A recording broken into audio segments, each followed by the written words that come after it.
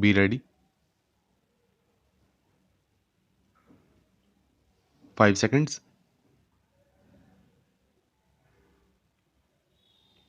Start.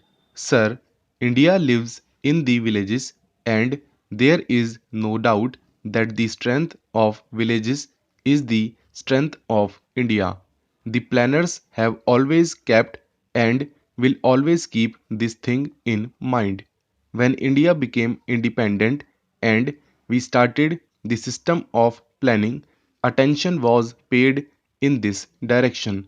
At that time, our great institution, under the leadership of Pandit Jawaharlal Nehru, framed land reform laws, and many other laws were passed in the country to give ownership right to the farmers and the tillers.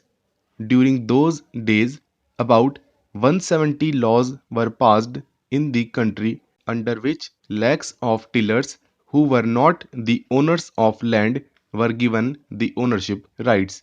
By including all these laws in the ninth schedule of the Constitution, these were kept outside the purview of the courts of law, and in this way a revolutionary step was taken by the government of the independent India, for whom all these things were done.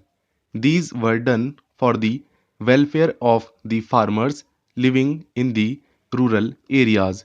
Under those laws, 7 million tillers were given the rights of ownership for 5 million hectares of land.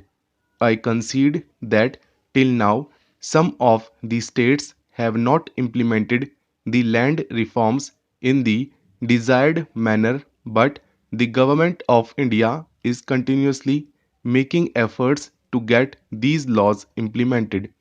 We want that the man who tills the land should be the owner of the land so that he is able to do farming independently, use modern means properly, and produce more.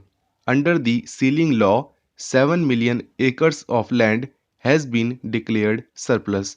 In this way, you will find that by giving possession of 5 million acres of land to the landless farmers, our government has taken a revolutionary step. This helped in improving the condition of the rural poor, particularly that of the farmers. In addition, there are people in our society who were called landless. Under the new economic program of our Prime Minister, these people were also distributed land. I agree that land is inadequate for them to make both ends meet, but earlier they were considered inferior and now they have got a status in the society.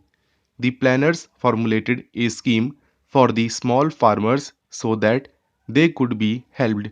We helped them so that they could take the maximum advantage of the land. For that, a sum of rupees 5,000 crore has been earmarked in the 7th 5-year plan as center's contribution. It is true that the agriculture contributes 36% in our net income, and I am of the view that it is time now when we should modernize and mechanize our agriculture sector. I feel that a big change has been witnessed in the farming. We have become self reliant in the matters of agriculture. We have produced 150 million tons of food grains at present and are not more dependent on foreign countries for food grains. Our land is capable of producing much more and we need mechanization for exploiting it. I therefore want that this august House and the honorable members may discuss it and express their views so that during the 8th 5-year plan period we are able to increase our GNP by producing the maximum in agriculture sector.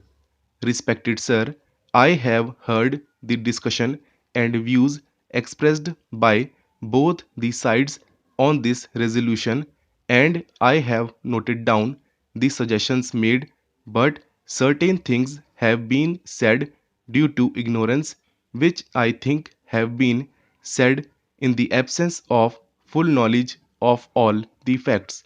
Had my friend been aware of the facts, he would not have demanded rupees 10,000 crores through this resolution, because the government of India and the state governments are spending more than that and are trying to improve the lot of the rural people.